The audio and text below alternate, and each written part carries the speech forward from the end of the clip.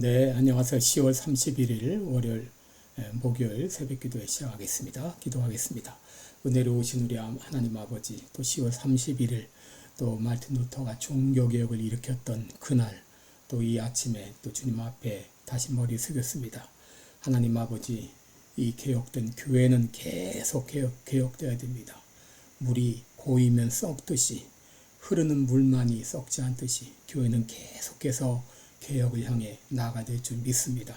아버지, 오늘 이제 모든 온 세상의 교회를 붙들어 주시고 다시 한번 오직 믿음으로, 오직 성경으로, 오직 하나님께 영광을 돌리는 귀한 교회로 돌아서게 하여 주시옵시고, 잘못된 길로 가고 비성경적으로 가는 교회를 주님께서 막아 주시기를 원하고 기도합니다. 이 시간도 세계 만방에서 복음을 전하는 모든 선교사님들 기억해 주시고, 늘 영육간에 강건함으로 함께 해주시며 또 피곤치 않도록 붙잡아 주옵시고, 연약한 성도들 긍휼을 베풀어 주시고 주의 능력의 손으로 어루만져 주시사 깨끗이 나음을 얻게 하여 주시옵소서. 아버지여, 또 아버지, 이 시카고 필라델피아 교회를 붙잡아 주시며 하나님의 귀한 복음의 전초기지로서의 귀한 사명을 감당하는 교회가 되게 하여 주시옵소서. 11월 올해 있을 대통령 선거에 함께 하시고, 또 상하의원 선거와 우리 모든 주지사 선거와 모든 선거 과정 가운데 함께 해주셔서 진정 하나님이 기뻐하고 원하며 나라를 위해 일할 수 있는 일꾼들이 선출될 수 있도록 은혜 베풀어 주옵소서. 오늘도 함께 하신 주님을 찬양하며 예수님의 이름으로 기도드리옵나이다. 아멘. 네, 찬송가 151장입니다. 만왕의 왕 내 주께서 왜 고쳐당했나, 이 벌레 같은 나 위에 그 보혈 흘렸네. 151장, 예전 찬송가는 138장입니다. 만왕의 왕 내 주께서 왜 고쳐당했나, 이 벌레 같은 날 위에 그 보혈을 흘렸네. 십자가 내가 처음 볼 때에 나의 맘의 큰 고통 사라져. 오늘 믿고서 내 눈 밝았네. 참 내 기쁨 영원하도다. 주 십자가 못 박힘은 속죄함 아닌가. 그 긍휼함과 그 은혜 말할 수 없도다.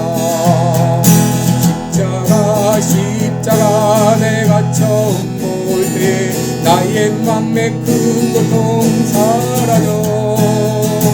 오늘 믿고서 내 눈 밝았네. 참 내 기쁨 영원하도다. 늘 울어도 그 눈에 화가 풀 수 없네. 나 주님께 몸 바쳐서 주의 일 힘쓰리. 십자가 내가 처음 볼 때에 나의 맘에 큰 고통 사라져. 오늘 믿고서 내 눈 밝았네. 참 내 기쁨 영원하도다. 아멘. 네, 우리 오늘 마태복음 26장 57절부터 보겠습니다. 26장 57절로 68절까지 제가 봉독해 드립니다. 예수를 잡은 자들이 끌고 대제사장 가야바에게로 가니 거기 서기관과 장로들이 모여 있더라. 베드로가 멀찍이 예수를 쫓아 대제사장의 집들에까지 가서 그 결국을 보려고 안에 들어가 하속들과 함께 앉았더라.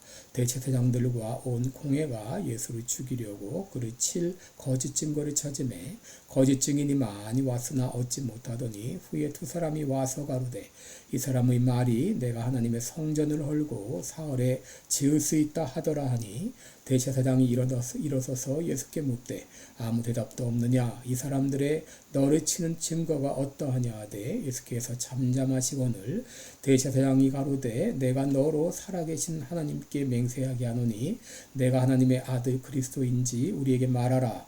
예수께서 가라사대 내가 말하였느니라. 그러나 내가 너희에게 이르노니 이후에 인자가 권능의 우편에 앉은 것과 하늘 구름을 타고 오는 것을 너희가 보리라 하시니 이에 대제사장이 자기 옷을 찢으며 가로되 저가 참남한 말을 하였으니 어찌 더 증인을 요구하리요. 보라 너희가 지금 이 참남한 말을 들었도다. 생각이 어떠하뇨? 대답하여 가로되 저는 사형에 해당하니라 하고 이에 예수의 얼굴에 침뱉으며 주먹으로 치고 혹은 손바닥으로 때리며 가로되 그리스도야 우리에게 선지자 노릇을 하라. 너를 친 자가 누구냐 하더라. 아멘.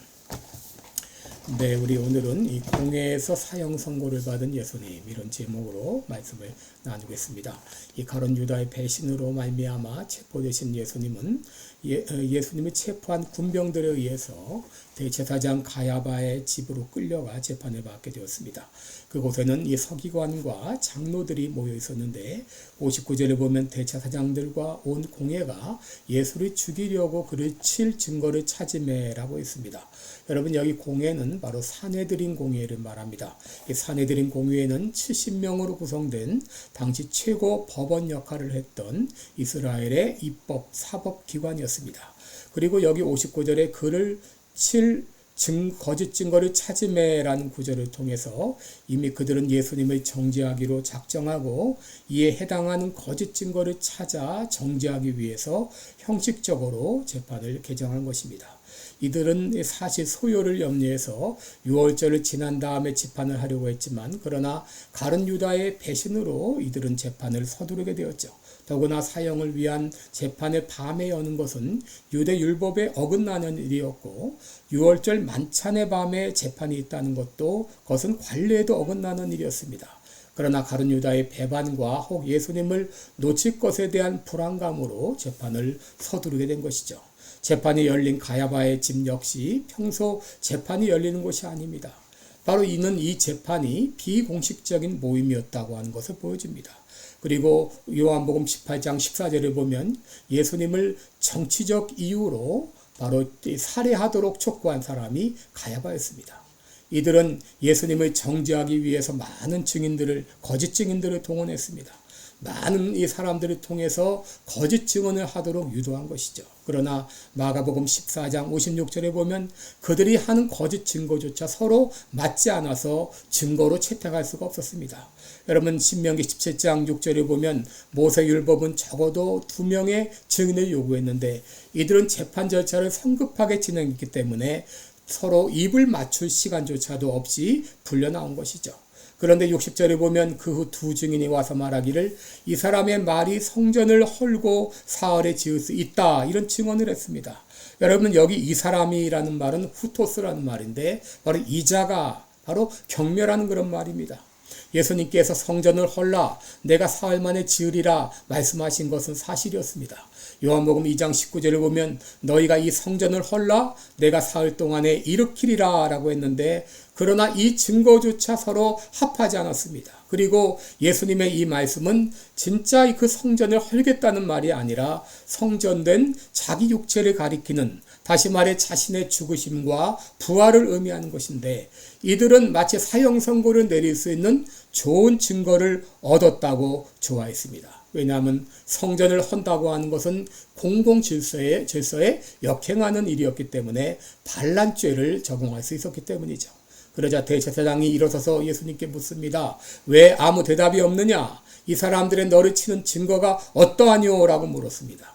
여러분 이 질문은 마치 예수님을 위하는 듯이 보이지만 사실은 더 확실한 증거를 확보하기 위한 유도신문에 불과한 것이죠. 그러나 예수님은 침묵하셨습니다. 이사야 53장 7절에 그가 학대를 받아 환난을 당하면서도 입을 열지 아니하였도다. 그가 곤욕을 당하여 괴로울 때에도 그 입을 열지 아니하였으며 마치 도수장으로 끌려가는 어린 양과 털 깎는 자 앞에 잠잠한 양같이 그 입을 열지 아니하였도다 라고 했습니다. 그러자 다시 대제사장이 묻습니다. 내가 너로 살아계신 하나님께 맹세하게 하노니 내가 하나님의 아들 그리스도인지 우리에게 말하라 라고 신문을 했습니다.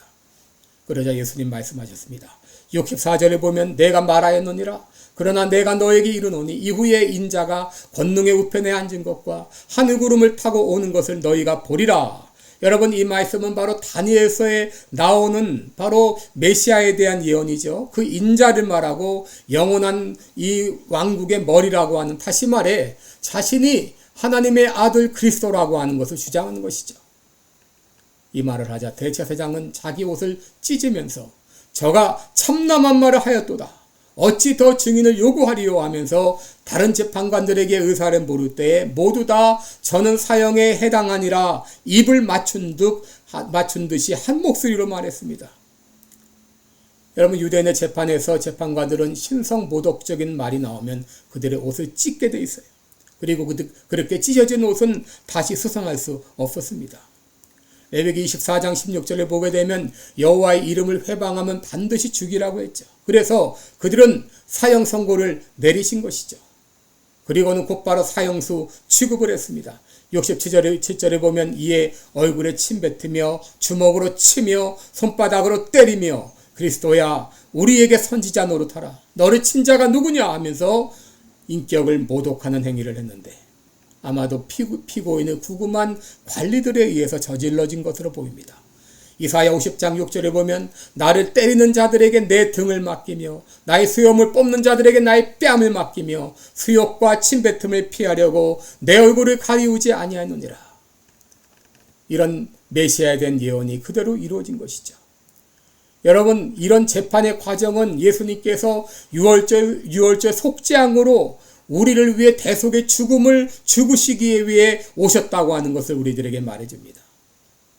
예수님은 유월절 속죄양으로 오셨기 때문에 유월절에 죽으셔야 됐고, 그래서 가룟 유다의 배반으로 급히 재판이 치루어졌고 죄 없이 사형 선고를 받았고 멸시와 수치와 천대와 조롱을 받으신 것이죠.